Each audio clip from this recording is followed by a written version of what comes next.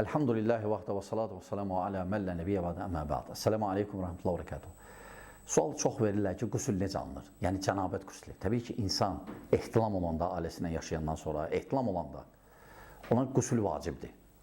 Yəni o çimməyə cənabət qüsülü deyirlər. Onun iki forması var. Biri caiz, biri kamil. Caiz nədir? Niyyət. Niyyətində bilirsən ki, bu cənabət qüsülü alacaqsan indi. Sonra tam girib çimmək. Və çıxırsan və salam. Hasant. Təbii ki, bir ağız burnu yaddan çıxarmayın, yaxlamaq.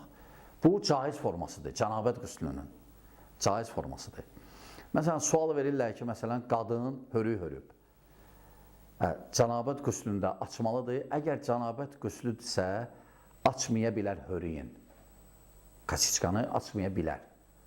Amma istadır onu. Yox, əgər aylığından qüsul alırsa, məsələn, doğuşdan sonra, nifas qutarandan sonra, onda gərək, əgər hörük varsa, onu da açmalıdır. Amma bəziləri fikirləşir ki, qadın, məsələn, saçın üstdən istatsa bəsdir, yox, tam yolmalıdır, tam dərisinə su çatmalıdır. Çatmalıdır. Sadəcə icazə verilir cənabət qüslündə hörüyü açmasın, amma hörük istanır, istanmalıdır. Bu qısa formada mən cənabəti qeyd elədim.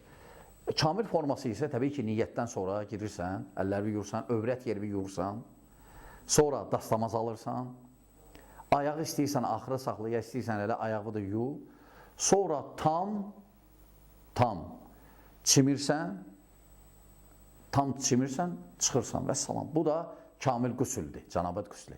Cənabət qüsüllə gedir. Yəni, niyə üçün cənabət qüsüllə deyirik? Çünki başqa qüsüllər də var. Cümə var, İnsan elə belə istəyir, sərinlənmək istəyir və ya çiklənib sərinlənmək istəyir, təmizlənmək istəyir.